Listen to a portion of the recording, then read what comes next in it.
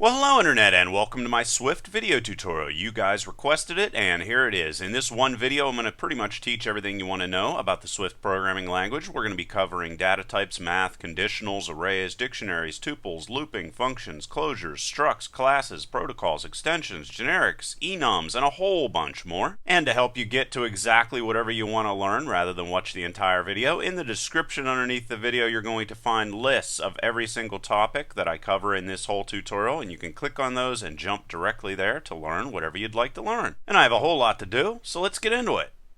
Okay, so I'm going to be using Xcode in this tutorial, and I'm just going to skip this part here, and I'm going to come over here to open our file and go File, New, and go File. This is going to open up, and I'm going to click on iOS and Source and Playground and click on Next. Now it's going to ask me to create something. We can just call this My Playground, doesn't really matter. Click on Create, and if it says, do you want to replace this? Yeah, I'll say Replace. And this is basically what you should see on your screen. Of course, your fonts aren't going to be as big as mine. What I want to do also, however, is this is the playground area right here, which is just going to print out everything on the screen. I'm going to instead use what they call the Assistant Editor, and you just go View, Assistant Editor, and Show Assistant Editor. You can see here you can put it on the right, bottom, horizontal, or vertical. I'm going to say I want it on the right, and over here is where all of the output for our program is going to show, over here on the right side of the screen. Now you can see right here, this is a basic one-line comment, and I'm going to go through everything, and here is a multi-line comment. Pretty simple, pretty much like every other programming language you may have seen. See here where it says UI Kit, this is for developing iOS applications, and those are for the UI part of that. I'm also going to come in here and import another library called Darwin, and this is going to contain a whole bunch of C libraries that we're going to want to use. And basically right here what we're doing is creating a variable. Now you see here where it says var, that means that this is a variable value that can be changed. If we typed in let instead, that would be a constant. A little bit strange, but that's the rule and that's the way it goes. Now your variable names must start with a letter, however they can contain most any Unicode character except for whitespace, mathematical symbols, or arrows. Now if you do not provide information in regards to what exactly this is, in this situation it would be a string, and that's how we would define a string, by putting a colon and the data type right there, and I'll go through all the other different data types. But if you didn't put that there, Swift is going to use type inference to guess the data type based off of whatever data you are going to be storing in it. So this would be a string whether this was here or not. But I personally like to define the data types for everything. Another thing that's important to know is, even though, remember we changed this to var instead of let, so that means we can change the value here. That doesn't, however, mean we can go in here and jump in and say str is equal to 1. That would be an integer, and you'll see over here it gives errors and it says cannot assign a value of type int to a value of type string. See, it knew it was a string. So it does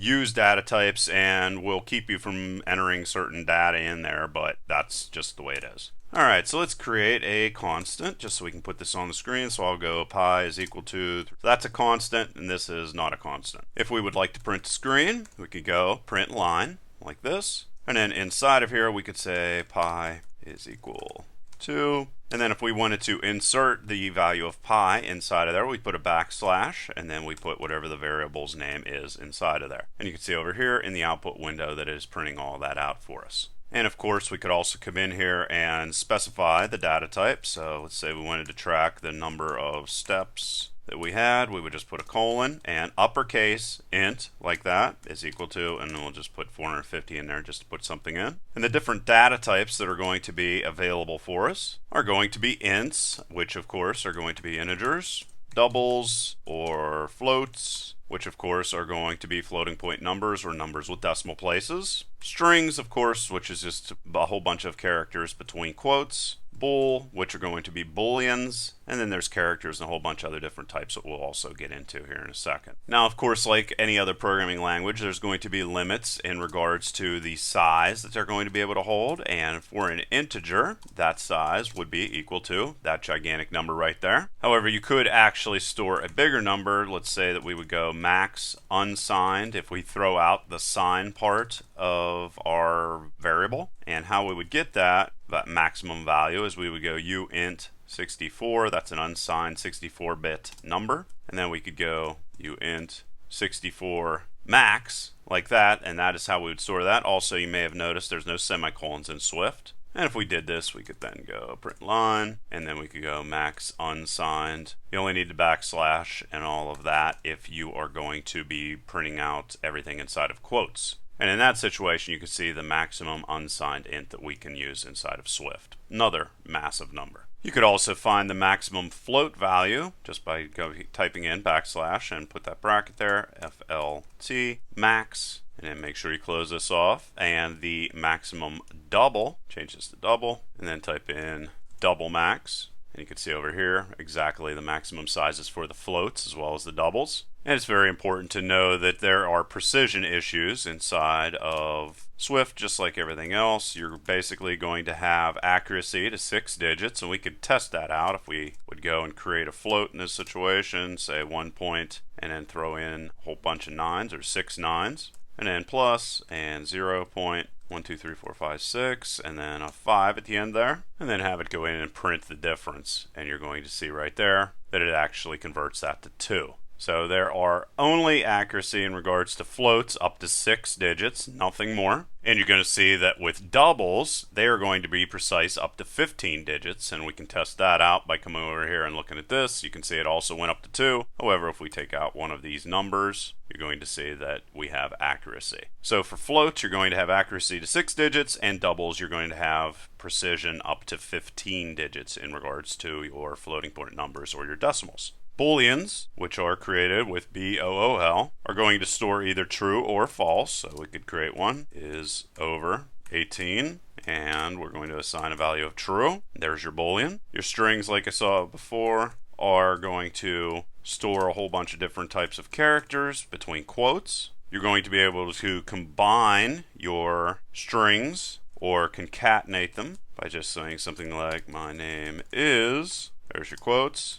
Put a plus sign in there, and you could put my name. And just remember that whenever we use let here, then this string in this situation is going to be immutable, which means that it cannot be changed. And you can see if I went in here and got statement and then tried to add an exclamation mark at the end of it, right like that, we're going to get an error. However, if I change that to var, you're going to see that that error went away.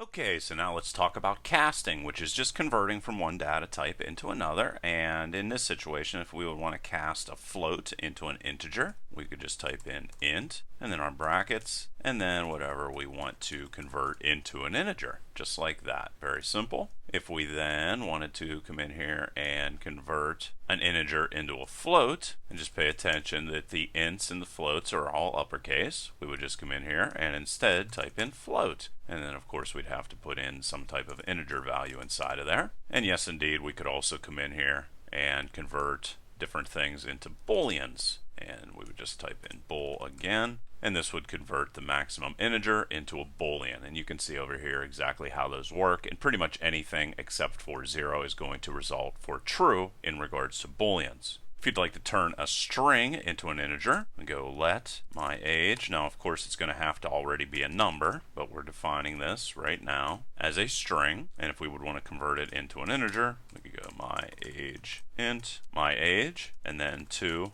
int, right like that. And now if you'd like to convert a string into a float, we could just go my age float, and then you go my age as ns string. This is something you kind of like have to remember, and then follow that with float value. And that's pretty much all you need to know about casting and converting into different data types. Now let's take a look at the different math functions that are available to us. I just went ahead and did these all ahead of time, and you can see here exactly we can of course add, subtract, multiply, divide. This, however, rather than being called the modulus, is known as the remainder operator inside of Swift. And the reason why is normally whenever you would do 5.3 divided by 3 with the modulus, you'd get an answer of 2 as a remainder. In this situation, you actually get 2.3. So that's just something to pay attention to. Along with these math functions, there's a whole bunch of different shorthand notations that we can have here. So let's just create an integer. Now, if we would come in and go num++, which is shorthand notation for add 1 to whatever num is, you're going to see here that you may get results that you're not expecting. So we'll go num++, right like this. And if we type that in here, see num has a value of 1. However, whenever we come over here, you see that it has a value of 1. Wait a minute, I thought we added 1 to it.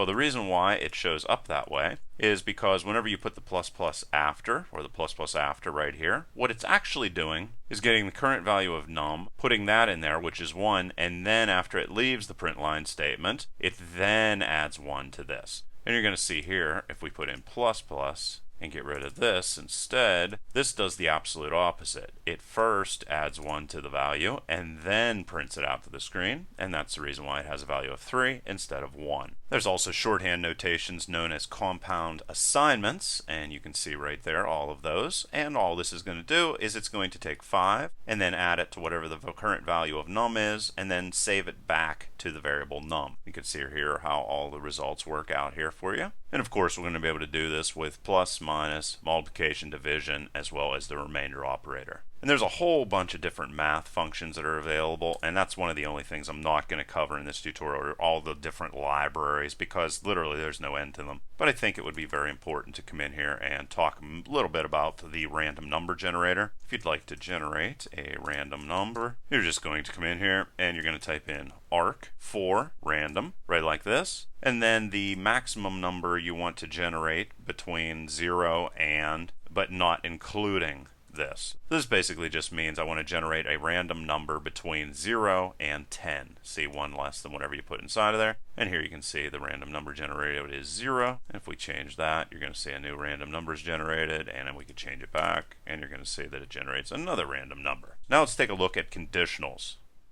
Now the conditional operators that we have available to us are going to be greater than, less than, greater than or equal to, less than or equal to, and not equal to. And the logical operators we're going to have available are and, or, and not. Now I'm going to go in here and show you exactly how they work, and also take a look at ifs, elses, and else ifs, and all that stuff. So let's come in here and let's create a constant for age, make it an integer, and give it the value of 13. We can then do some different tests here. So we could say if age is less than 16. In this situation, we could say you can go to school. And then we're going to be able to do another conditional statement saying else if. And yes, we can use brackets if we'd like to. And let's use a logical operator as well. We'll say if age is greater than or equal to 16, and, which means the only way this is going to come back as true is if both these statements come back as true. Age is less than 18. In that situation, we're going to say you can drive. And then, of course, as a final default value or final default action, we're going to be able to come in here and say you can vote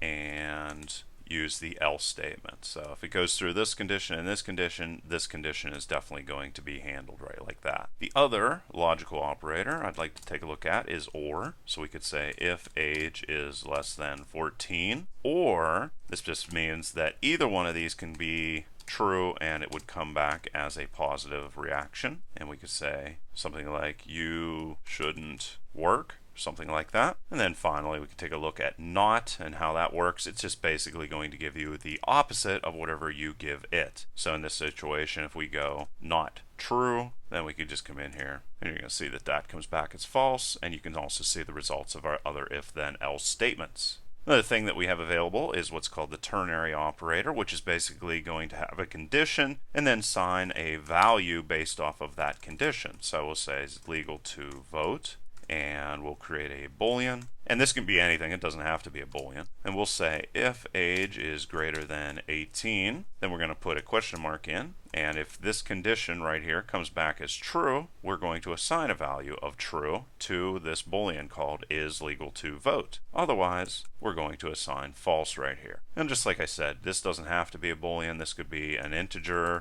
and you could type in some other number here, 12 and 18, it doesn't matter. It's just a way of using the ternary operator, and just the gist of understanding this is, based off this condition, this value right here, this variable, is going to either be assigned this value if it's true, or this value if it's false. And that brings us to another way of testing conditionals, and that is going to be the switch statement. Now, the switch statement in Swift, unlike many other languages, is going to work with ints, doubles, floats, booleans, strings, and a whole bunch of other different things. So let's just say we have a program here that is going to make suggestions based off of ingredients that you have available. So let's just say we have pinto beans as our ingredient. We can then go switch, and then we're going to check the value of this guy and then perform different actions based off of whatever that value could be. So we could say if the value of the ingredients is equal to pasta or tomato, put a colon right there. In that situation, we could make the recommendation of saying, how about spaghetti? Now, by default, unlike most languages, whenever you hit a condition that comes out as true and you perform the actions here, we are normally in Swift going to leave the entire switch statement. In other languages, you would actually fall to the next case statement unless you put a break in here. Switch doesn't work that way. Switch works the opposite way inside of Swift. Sorry about that. So in this situation, if we would actually want to check the other ingredients, we would have to type fall through right here. So what it would do in this situation with fall through here is if we had case potato, now this wouldn't actually happen, but what it's going to do here, since fall through is here, even if ingredients had a value of paste like this, or actually this should be pasta, even if this had a value of pasta, meaning ingredients, since fall through is here, it's going to come down and check to make sure that it also doesn't equal potato. And that just is the way that Swift works. It decides that in most situations, we're not going to want to say in the switch statement. In situations in which we do, we want to put fall through right here. Otherwise, it's just going to leave as soon as it hits a match. And in this situation, we could say, how about a baked potato? And then finally, to match exactly the results that we have here, we'll say pinto beans, and we'll just say burrito. And also, you're going to have a default option with the switch statement, and this is what's going to be triggered if nothing else hits. And in this situation, we're going to say something like, I don't know. So that's how switch statements work. And I might as well go in here and show you another situation in which we can use switch statements. Switch statements are pretty powerful inside of Swift. We could use something else called a range. What I'm going to do here is just come in and go let, meaning this is going to be a constant, and we'll use a test score here, and we'll give it a value of 89 just to put something in there. Now what we can do is come in and go test score, and we could actually come in here and say case. Let's say we wanted to track from 93, 123, to 100 as a potential value for the test score. And in this situation, we could say, we could then continue to go 85, 1, 2, 3, and this would allow us to test a range of potential values that we would have here. And of course, all the code that I have here is available in a link in the description, and we could continue going on and on and on until we got to a default value, and in that situation, we would say something like you got an F. And you can see that it's pretty powerful. Now let's take a look at arrays.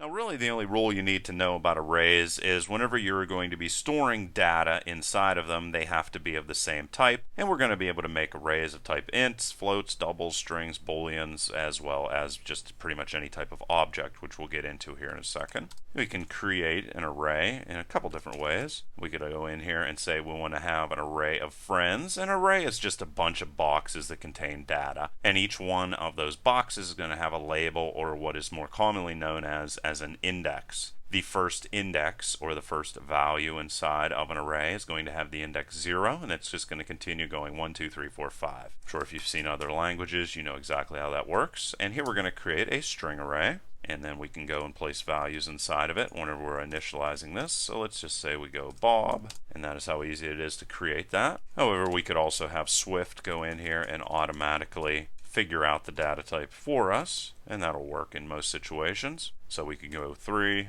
6, and 9 and know that that's going to create the proper integer array. Like I said, we're going to be able to reference these different values based off of using indexes. So we'll say randnum1 if we want to get the first value that is stored inside of our randnum array. Just go randnums, and the first value is going to have the index of 0. You can see right here it shows up, and there's 3, and you can see right there, there is 3. We could also come in and create empty arrays. Of course, you're going to want to start those off with var, because otherwise it would basically just be worthless. And in that situation, we're going to say that we want to have a string array, and then put these two parentheses there, and there you go. You just created an empty array that is going to hold strings. Now that you have this empty array, you're going to want to add values to it, and you're going to want to do that with append. So let's say we wanted to come in here and type in tomato, and let's throw a couple other different things in our groceries array. We could then find out how many different items we have stored inside of this array. Just go print line, and print line, what it does is it basically prints out everything that is in between the quotes, and then puts a new line at the end of it. You could also use print, and that would do exactly the same thing, except it would not put a new line after it outputted everything on the screen. So there's that also. So we'll say num of groceries, and then if we wanted to get the number of groceries, we just go groceries dot count. And you can see num of groceries comes back as 3. We would then be able to come in here and insert an item at a specific instance or index, but just by just going groceries, insert. And let's say we wanted to put flour inside of here and put it at index number 1. That's going to do that. It makes a lot of sense to come in here and print groceries then to see exactly how this is going to change it. And you can see right there, index 1, remember this is index 0. It's going to insert it at index 1, and then it's going to move over rather than deleting what was previously inside of index 1. If we would want to replace an item, we would just go groceries and then reference whatever the index is that we wanted to replace.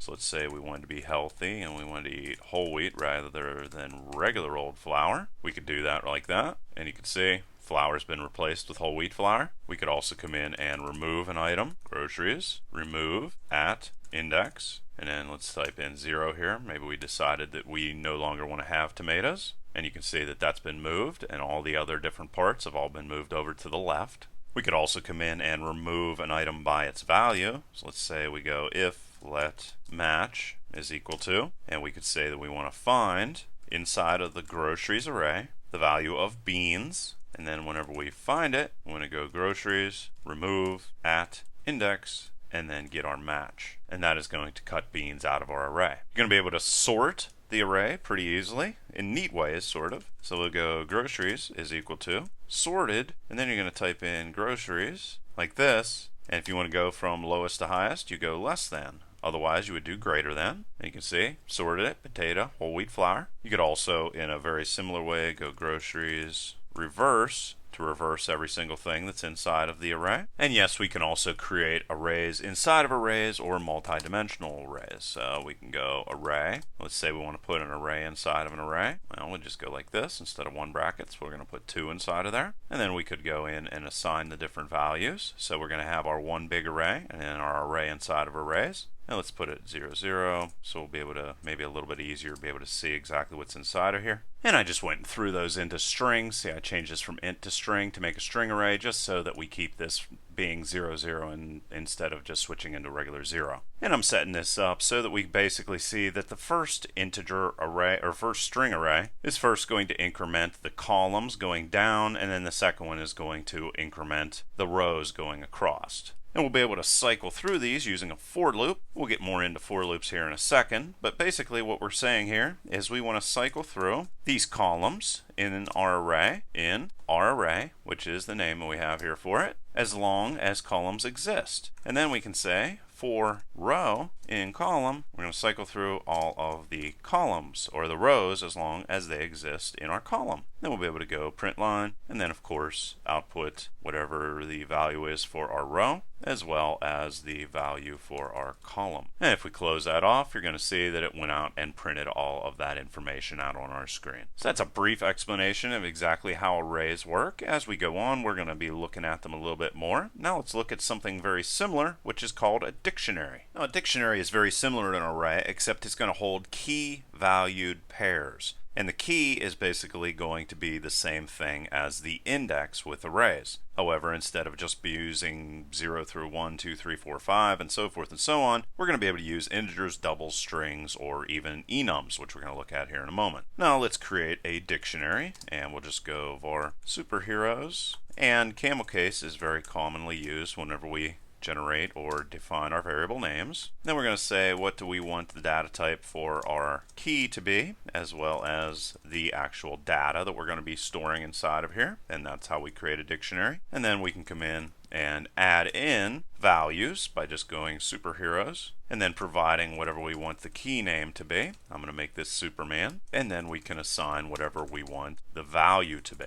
right like that. We can then check how many heroes we have stored inside of our dictionary using count, just like we did with arrays. And we'll go superheroes, count, and you're going to see the output there just shows us 1. And we'll also be able to come in here and remove items by just referencing the dictionary by name again. Remove value 4, and then type in whatever the key name is for the thing that we want to have deleted. So there's a rough overview of exactly how dictionaries work. Now let's take a look at tuples. Now tuples are normally used when you want to be able to return many values from a function all at once. You can store a whole bunch of different values inside of a tuple and then return it all at one time, where you would normally only be able to return one value at a time. And we're going to look more into that. And how we're going to create a tuple is, let's say I want to have height. I can define that as 625, and weight, let's define that as 179, and name, and let's assign this to my name. There you go, just created a tuple. We're going to be able to go in here and get the value just by referencing the tuple's name, and then whatever type of data we want to pull out. And of course we could do the same thing for weight and name. So that's just the basic gist of how a tuple works. And like I said, I'm going to give you more examples of tuples using real-world experiments as we go on. But I have to cover a couple other different things before I can get into those examples. And one of those things that is very important are for loops. Talked about them a second ago. Basically, what I'm going to do here is I'm going to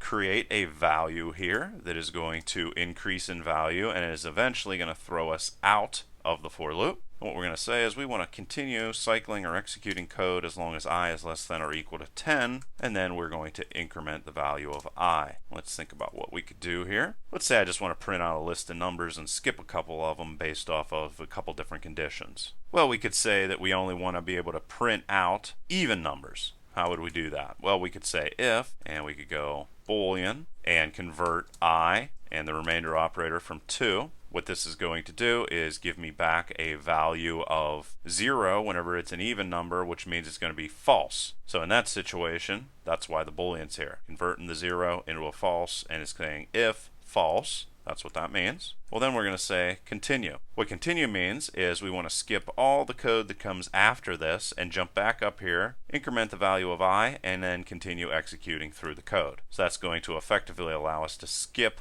odd numbers and not show them. Now in a situation in which this is false, that means it's going to continue down here. What we could say now is if the value is equal to 10, let's jump completely out of the for loop and let's do whatever comes after this curly bracket down here. How we do that is we'd say if I is equal to 10, well then break. And that's going to jump us out of the for loop. So continue is going to jump us back up to the beginning of the for loop and continue execution. Break is going to jump us after this curly bracket.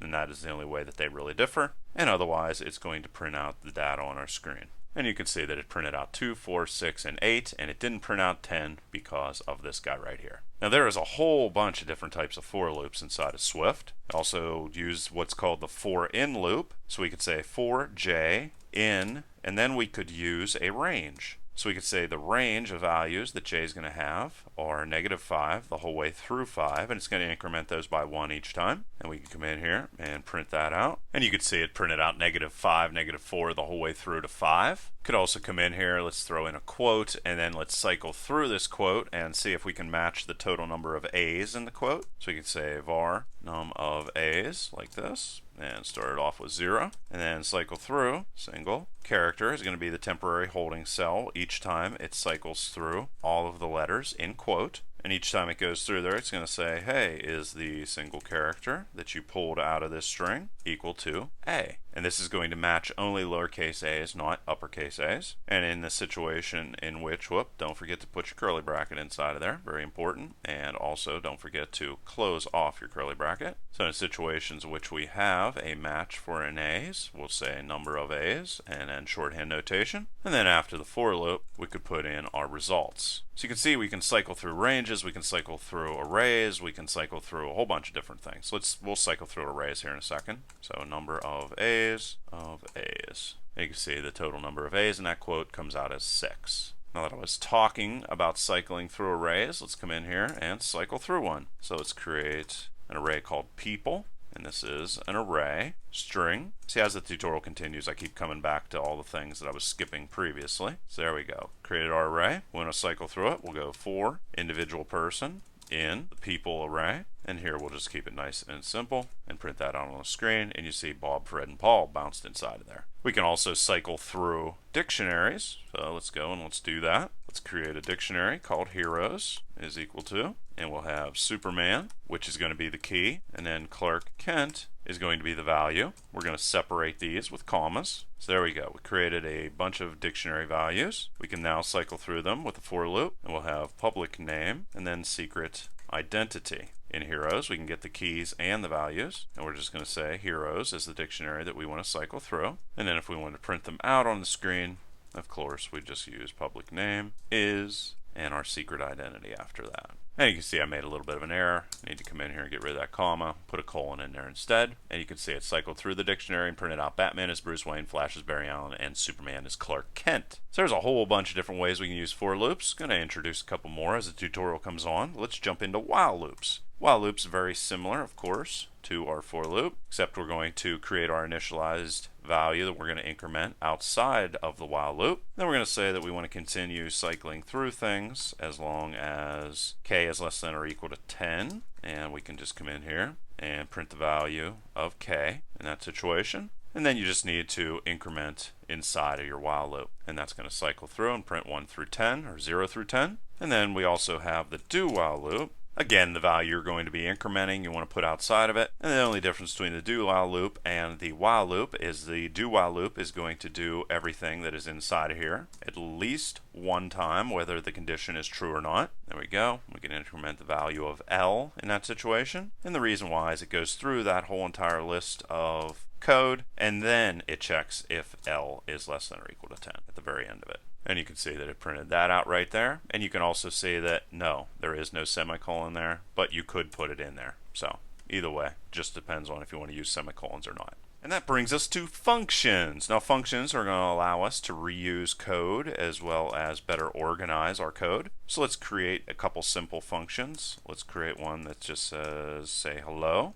And what we can do is say that we're going to be receiving a string in this situation, which we're going to give the value of name. And that's the only attribute it's going to be receiving. And whenever it gets that name sent over to it, it's just going to print out hello name. So little interaction. If we want to call say hello to have it do something on the screen, we just say hello. And you can see right here, if we don't pass the argument, it is going to give us an error. However, if we put our little name inside of there, it's going to jump back and spit out Derek there on the screen. Now let's ratchet it up and make more and more complicated functions. Let's say we wanted to create a function that's going to sum two numbers. Let's call it getSum. Again, we're going to type in whatever we want the name for the attribute that's being sent in. We're going to give it a data type. If we wanted to give it a default value, we could also do that by just typing in equals to 1. So it's going to have a value of 1 if nothing's passed in. Int, and then we'll also give this a default value. If we want to return a value, we're going to put a little dash like that, making it look like an arrow. And then we're going to type in the data type that we're going to be returning from our function. So that's a little bit odd. And then to return a value, we just go num1 plus num2. And then we could pass in two values inside of here as the attributes. But if you do that without saying what variables they should be assigned to, you're going to get in a little bit of an error here. And in that situation, to correct that, you would say num1 colon and num2 colon. And if you do that, it's going to add those up. We're also going to be able to use something called Variadic Parameters, which is what we're going to use whenever you don't know how many attributes could possibly be sent into a function. So we'll say function getSum2. Let's create a new one. And we'll say that we want to call this, it's actually going to be an array of integers. We're going to put dashes inside of there because we don't know how many we're going to get. And then we're going to pass back an integer after the sum has been calculated. Now what we can do is go variable sum, create an integer, start it off with a value of 0, and then cycle through this integer array. So nums is the name of the integer array, and then sum like this. Use shorthand notation. And then after it's done with all that, we can say return sum, and then we can just come down here and go sum, and then pass in as many things as you want. So we'll go get sum2, and it doesn't matter, as many as you want, and it's automatically going to calculate the results of that. That's also a very useful thing. Now let's go over how we can affect values even outside of a function. So we're going to do that. We're going to create some strings here. Just make it simple. Say something like happy. and string 2 is equal to sad. Now normally whenever you pass a value inside of a function and you change it, you're actually passing the value. You're not passing a reference to the actual variable. So any changes you make inside of that function are not going to have an effect on it. However, you can change that quite easily. So let's say we want to have these be uppercase. So make uppercase like this. And then we're going to go in, out. And that's going to allow us to change the value both inside of the function and then have it affect the value outside of the function. It's going to get a string value, then in, out again, string 2, there that is, curly brackets, and then we can go string 1 is equal to string 1, and if you want to actually make a string uppercase, that's what you do. And then we can go string 2, same thing with that. Then we'll be able to go make uppercase, exactly like this. You can see it automatically put that and symbol in there, which means it's passing a reference and not a value. And we'll just go string 1 and string 2. You can actually see that it worked right here inside of this little playground area. So there's no reason to print that out. We're also going to be able to come in here and actually return multiple types from a function. And this is the tuple thing that I was talking about before. We'll go get multiple and we'll go number. It's an int and it's going to be returning x2, which is an integer also, as well as x3, which is also going to be an integer. So you can return multiple values, which is very useful. So we'll go variable x2, and let's say whatever is passed inside of this, we're going to just multiply that times 2. And then we'll do the same thing for the x3 variable, except we'll multiply it times 3. And all you have to do after this is go return and say that you want to return both of them. And this actually returns a tuple. We can go answer is equal to call get multiple and then pass in whatever number we want. Let's say we want 50, and then we'll be able to reference them by going answer dot x2, right, like this. And we'll be able to do the same thing with x3.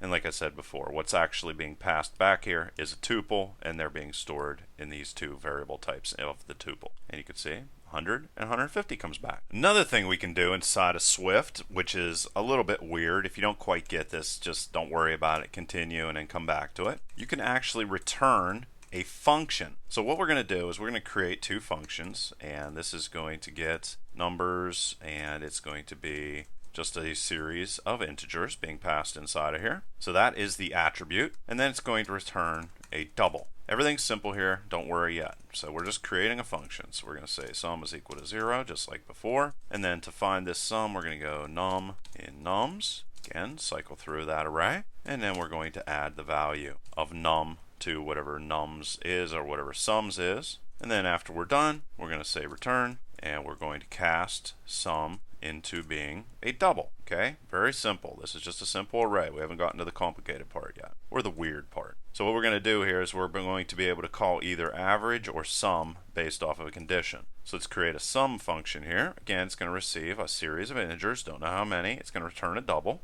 Actually, the average in this situation, we're also going to come up here and go double nums count. That's how we get the total number of that, and that's going to return an average. And this is just going to return a simple sum. Now the weird part where we're actually returning a function is going to happen right here. To do this, we're going to say function do math, and they're going to be able to pass in a math option, which is going to be a string. And then based off of that, it's going to return the integers, 1, 2, 3, like this. That is going to be passed into either the sum function or the average function. And then we have to say, finally, what is going to be returned from those functions, which we know are going to be doubles. That's that guy right there. Now what we can do is say if math option, like this, whatever the string is they passed in, is equal to average. Well, in that situation, we want to return the average function, which is this guy up here, that guy. This is going to be called in that situation. Else, if they enter anything else, we're going to return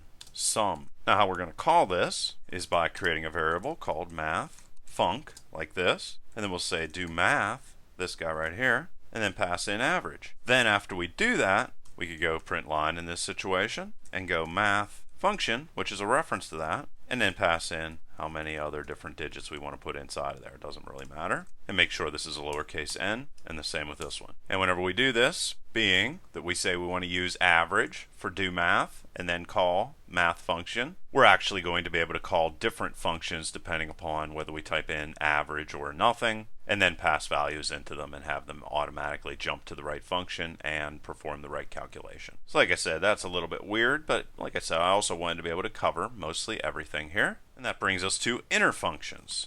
What we're going to do here is return an inner function that's going to receive 2 integers and return a string. So we'll go function. And like I said, if you don't quite get these are a little bit more advanced, but I just wanted to cover them. So I'm going to call this multiply it. It's not going to receive anything. It's going to be passed in an integer for our inner function, which is then going to return a string, right like this. And here is our inner function, just a function inside of a function. And we can say multiply. It's going to receive number1, which is an integer, and num2, which is also an integer. So this integer, that's what you see here in the inner function. That's how you call an inner function. And then it's going to return a string, which you can see that also was defined above. Put this inside of brackets, and then just have it return a string, which is going to be whatever the number1 that was passed inside of here, and the number2. And then let's just perform our calculation right here inside of here. And then outside of the inner function, we'll say return multiply, right like this. And then we can get a reference to a function that we'll be able to use to execute our inner function. So we'll go get value is equal to multiply it, which is the name of it. Put those brackets inside of there. And then we'll be able to say get values and pass in 5 and 3, or whatever you'd like, or get value, and you can see 5 plus 3 is equal to 15. That's not quite right. I put a plus inside of there. There you go. 5 plus 3 is equal to 8. So those are all the different weird ways we can work with functions. Now let's take a look at closures. Okay, so now let's talk about closures. Now, closures confuse people a lot, but they're just basically self-contained code, just like a function, and the only thing that is a little bit odd about them is that they can be anonymous and have no name, where a function has to have a name. And the basic layout of a closure is basically what you see right here. You're going to have your parameter types, like this, and your return types, and then you're going to have the keyword in. You're going to have whatever your code is, the statements there, and you're going to have a return value. Now let's create some closures. Let's create a really simple one that's just going to accept and then return an integer.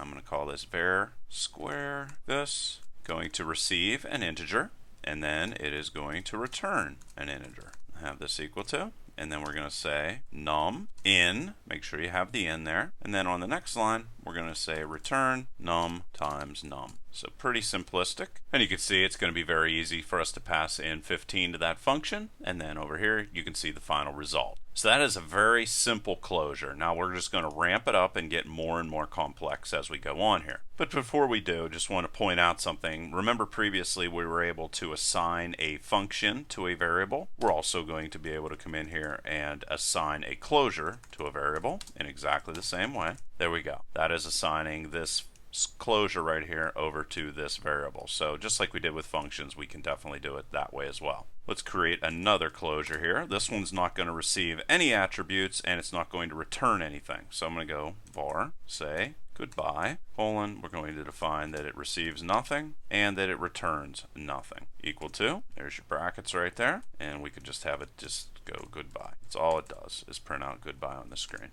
And we can see if we called it that it's going to execute and say goodbye.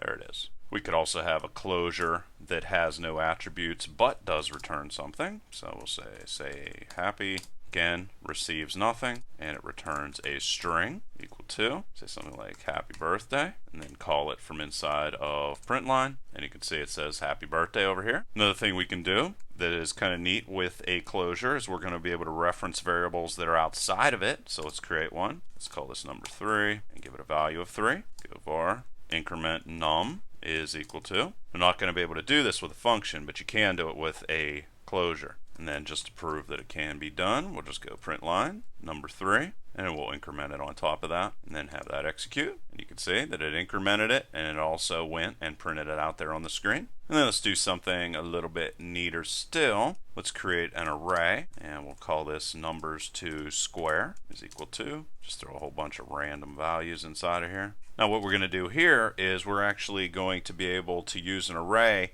and a map method that comes with an array, and what it's going to do is accept a closure that's going to perform an action on every item inside of our array. And to do that, we'll just go let squared nums is equal to nums to square map, and that will allow us to cycle through there. Then we're going to put our closure inside of here, again, it's going to receive an integer and return a string. There's the in part, and then we'll just be able to come in and go num times num, and then we can call print line on this guy and call squared nums. See, what we're doing is just creating a reference to that closure right there, and just make sure you put quotes around this so that it is actually a string that's being returned, and you can see that it prints that out there on the screen. So there's a whole bunch of different ways we can use closures. Now let's take a look at structs, which are very similar to classes. Now basically a struct is just a custom data type, and they're mainly used when you don't have the need to inherit like you would with a class, and they're also used whenever you are wanting to model simple data structures. So let's say we create one. This isn't going to be that simple of a struct. I'm going to do something a little bit interesting here. I'm going to create a struct called runner, and I'm going to create a variable inside of it called name, which is going to hold a string, and then I'm going to create another one called mile pace, and it's a double. Now something that's neat we can do with structs is we can actually put methods inside of them. So we have the mile pace for this runner. Let's say that I wanted to be able to generate the marathon pace for the runner and return a string from that. So let's do something like get the absolute value of pace. I'm doing this just so you can see some math functions. So we're going to convert. Self is a reference to the runner itself, and anytime you want to reference an individual item or instance of this struct so that we can get the mile pace for this specific runner, we would use self. You're going to see more about self here in a second. You can then go and get the percent sign by doing the mile pace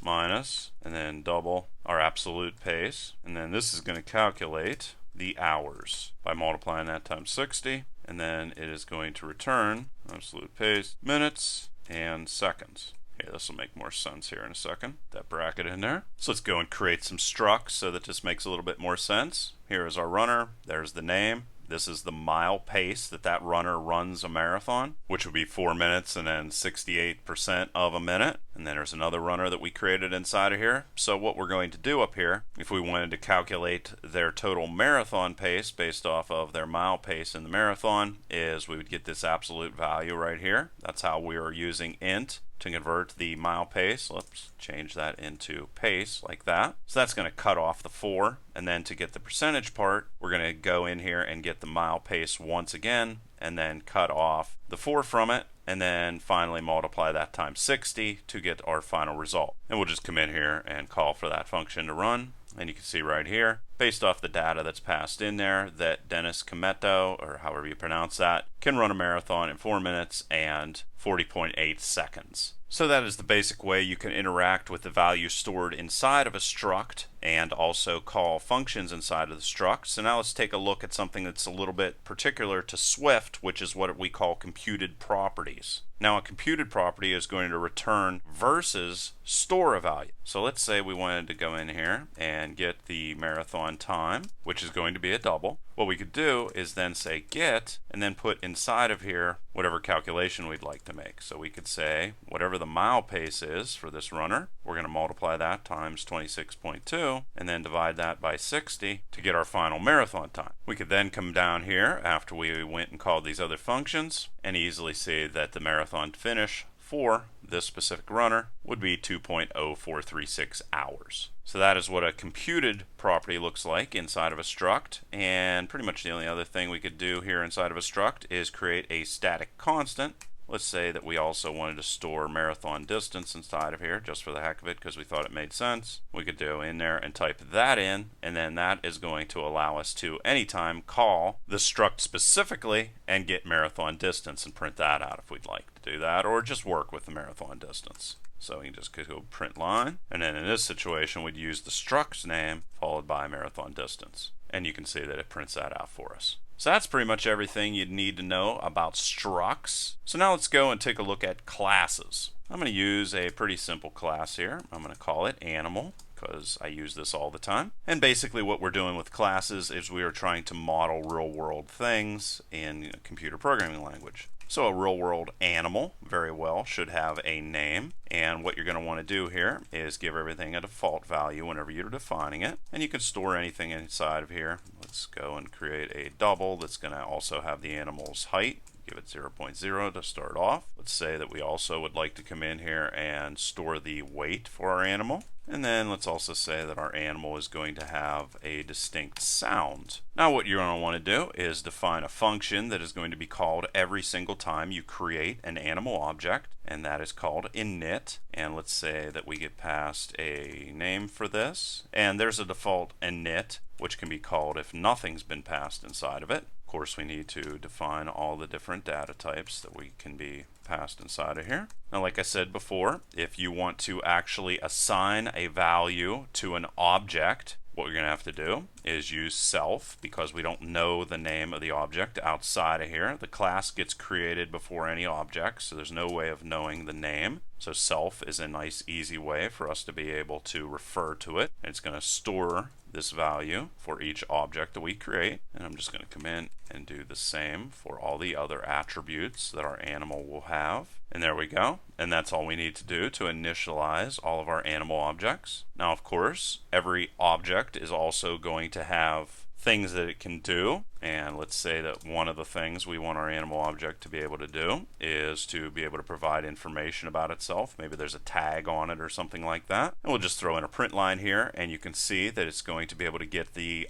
different attribute values just by reusing self here again. And why don't we go inside of here and actually create an animal object. So we're going to say Rover is going to be the name of our object. And if you want to create an animal object, you start that off with animal. Then you're going to jump through here and actually put in all the different values you want to assign to it. And there you go. You just created an animal object called Rover. And we could call the get info on this guy just that easily. And you're going to see it prints out. Rover is 38 centimeters tall, weighs 12.7 kilograms, and likes to say rough. See? Very simple. Let's throw a couple other different things inside of here. Like I said, you can have different functions to represent all the different things Rover can do. Like, for example, you could have one that says make a sound, and it prints out the sound on the screen, and all those other different things. I'm going to focus in here on how we can overload methods as well. Let's say we have a really smart animal that can perform addition. Well, overloading a function is going to allow us to receive different types of numbers, even though the function name is exactly the same, and it's going to just easily go and use the correct function. So this one's going to receive 2 ints and return an int, just like that, number 1 plus number 2, while this one is going to have exactly the same name, so I'm just going to copy it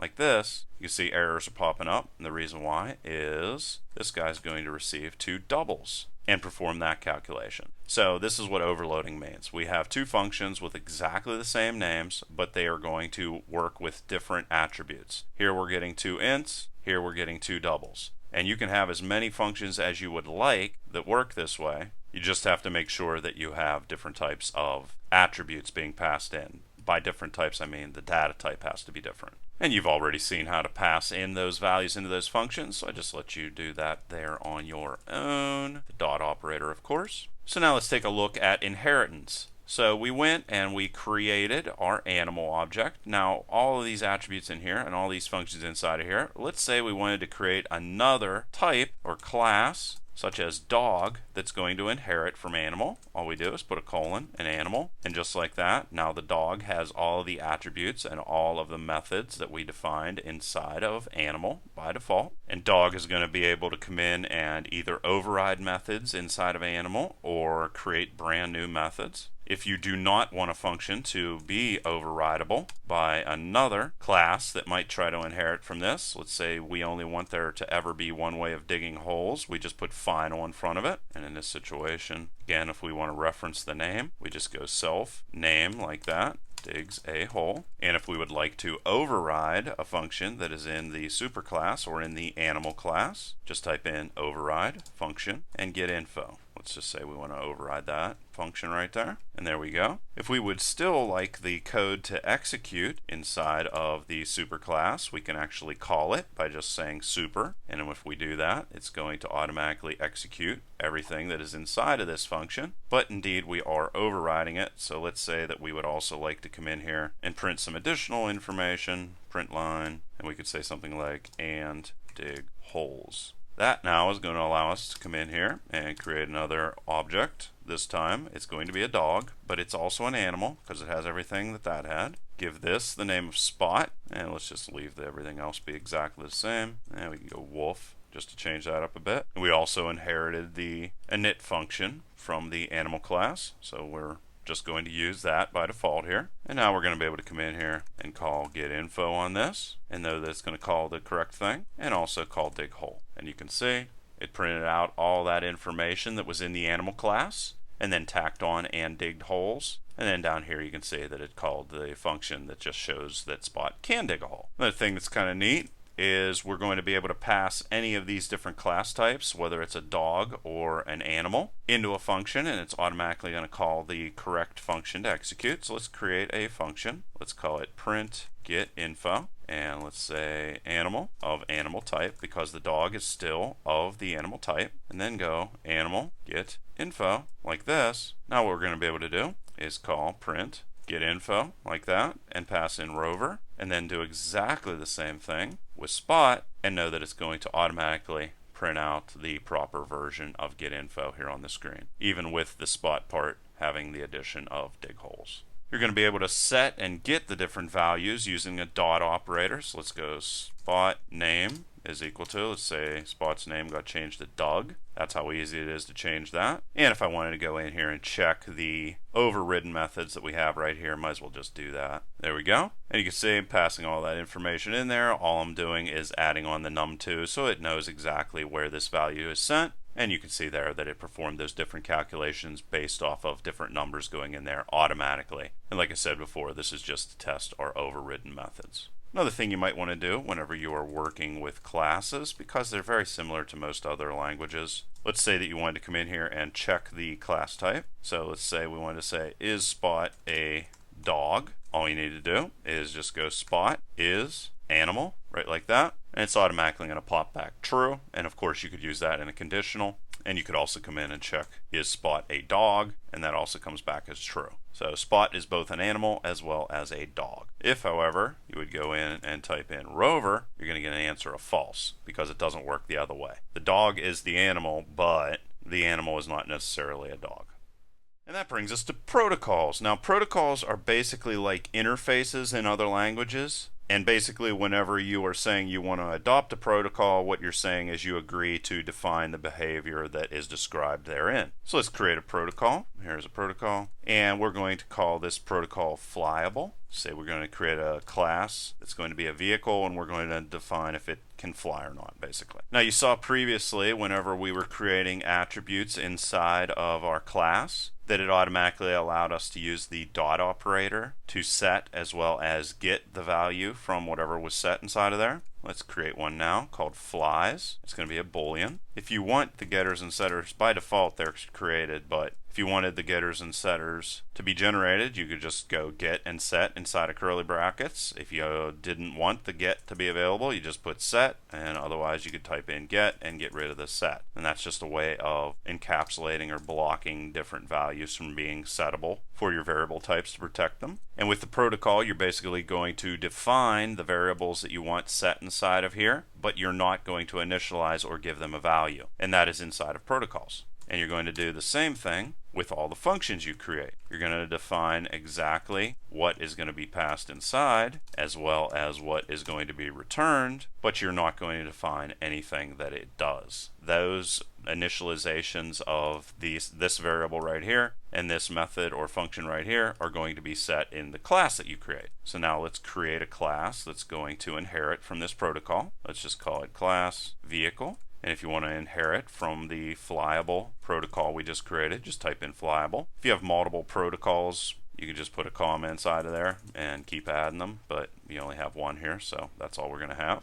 And now what we're going to say is actually going to give you an error if you don't define this attribute and this function, so we need to come in here and do that. So we're going to create flies, and it's going to be a boolean, and it's going to have a default value of false. Here we're going to set all these guys, and let's give it a name also. String, give it a default value of no name. And then we also have to come in and create the function for fly, and it's going to receive a distance in miles that it wants it to fly, and it's going to return a string. And then what we're going to do here is we're going to say if self flies, like that, then we're going to return the name for this object, this vehicle object, and we'll say flies distance in miles, and then put miles after it. Otherwise, we know that it can't fly, and in that situation, we're going to say that it can't fly. So self.name can't fly. Now let's come down here and create some vehicles and test out the protocol, see exactly how that works. Is equal to, let's create a vehicle, and it's just that simple. If we don't have any initializations we want to do, just do that.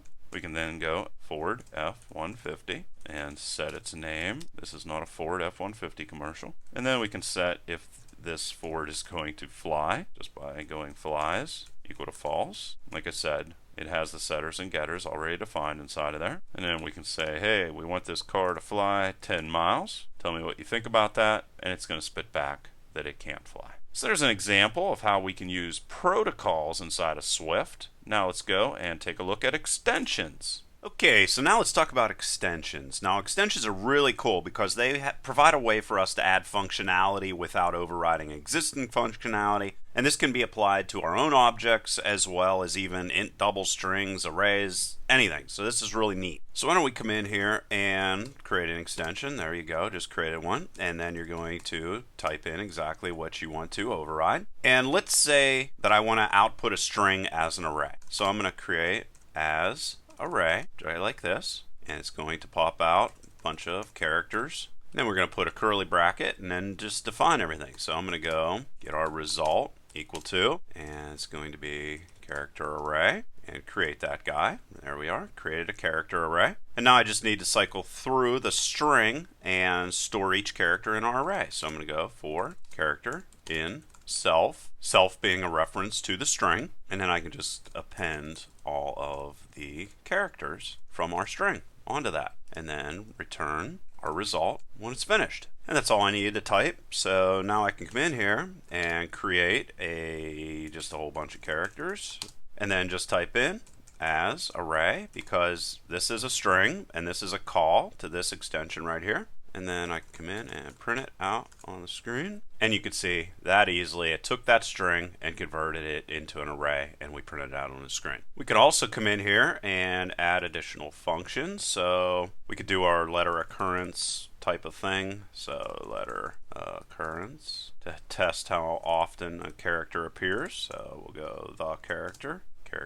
and it's going to return an int, which is going to represent the number of characters that match, and num of characters, and I'll start off with 0, and then just cycle through all these. So get the individual letter in self, which is going to be the string, again reference to the string. If letter is equal to the character that I'm supposed to be searching for, well, I'm going to go num of characters, and then after it searches through all of them, I can just return the number of characters. Then we come out of here and we can do number of A's again, which is an int equal to a random string, just like this, and then we can call that method just like we did previously, and the character we want to search for is lowercase a. Number of A's, and there you can see number of A's comes back as 2. So there's 2 examples of how we can use extensions. Why don't we go and take a look at something I get asked about all the time, which are called generics. Now basically a generic is going to allow us to avoid repetitive code that's mainly going to exist because of type requirements. So let's come in here and create print elements, random string, receives a string, and there we have our function.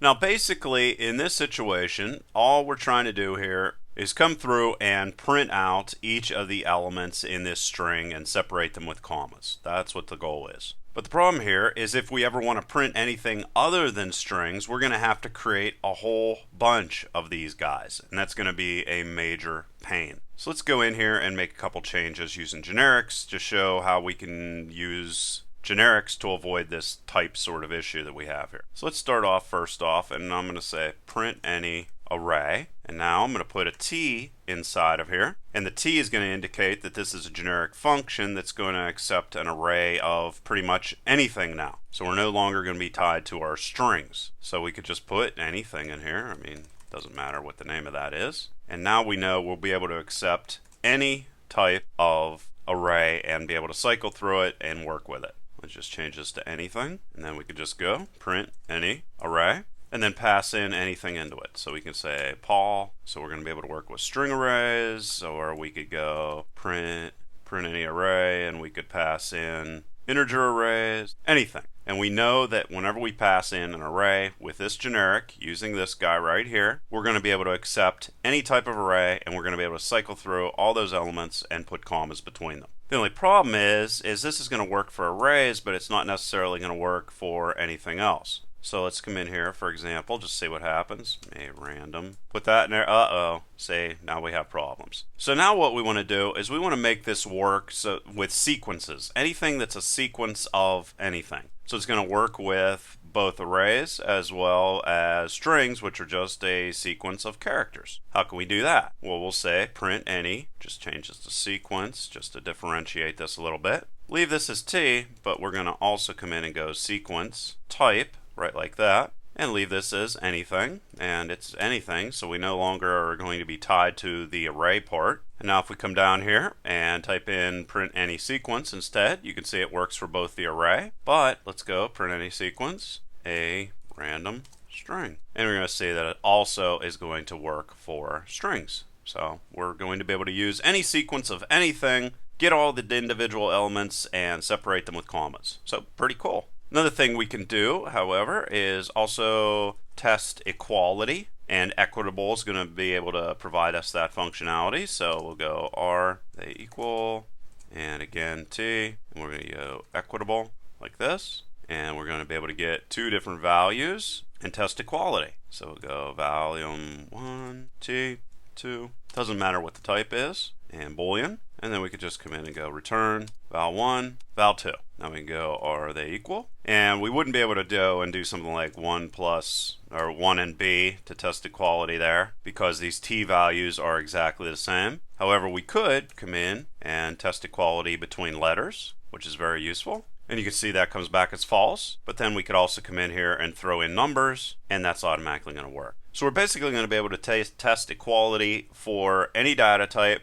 as long as they are the same data type, and it's going to work, which is really cool. Another thing we could do is do comparables, which are very similar to equitables. So we'll say compare them, T, and we'll say comparable here instead, and it's going to receive two values. Let's just go and steal this whole entire thing up here, throw that in there, and now we'll be able to go return, and let's say we want to check if value 1 is less than value 2. Copy that, throw that in there, change this to compare them, and it's going to come back as false. And we'd also be able to throw in a string, so let's go strings, characters, whatever, and you see that comes back as true. So there's generics in a bunch of ways and some really awesome things we can do with them. Now let's take a look at enumerator types, or enums, or whatever you want to call them. And basically enums are going to provide us with a way to structure related values, and they're going to be very useful whenever you're going to be working with a limited number of options, basically. And the one thing that is done differently with Swift is that Swift enums are not integer based like other languages, and they can actually store multiple different data types.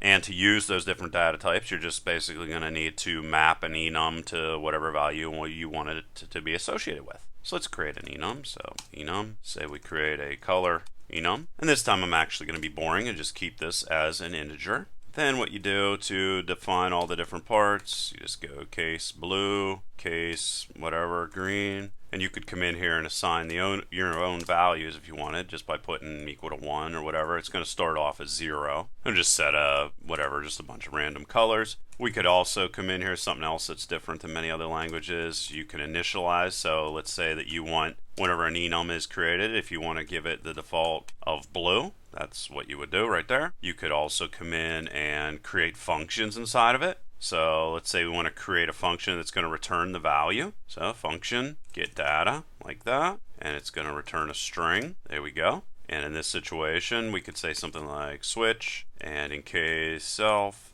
is a reference to the enumerated type that we're working with here. Say something like case blue. Well, in that situation, we want to return the string of blue. We do the same for green, red, purple, and yellow, and the default in this situation, if they do not match, is going to come back as not found. That's never going to happen because remember, we initialized it to blue, unless they, created a nil value, but whatever. But either way, after we created all that, we could then come in and go variable sum color is equal to, and just call color, which is the enumerated type's name. And to check that our initialization worked, we could go sum color. We could get that value to go raw value, like that. See that 0 comes back. Why did 0 come back? Well, because of this. This is 0, 1, 2, 3, 4. We could come in and go 1, and it's going to change to 1, and whatever. But that's going to get you the value that's associated with that. You could also come in and define favorite color and reference purple, for example, directly like that, and pretty much do the same exact thing here. Let's go and print line, and let's put favorite color inside of there and get the raw value for that, which is going to come back as 4. We're also going to be able to go and reference them in different ways. So we could say if favorite color, test for equality, so color is purple, and then we could say it's purple, whatever, and it's purple is going to show up there. See, it's purple. And then finally, finish off everything. We could go print line and get favorite color, and also go get data like that. And it's going to be able to call that custom function inside of the enumerated type and print out purple. So there you go, guys. That is a ton about Swift, with a special emphasis on a lot of the more complicated things that seem to confuse people about Swift. Please leave your questions and comments below. Otherwise, till next time.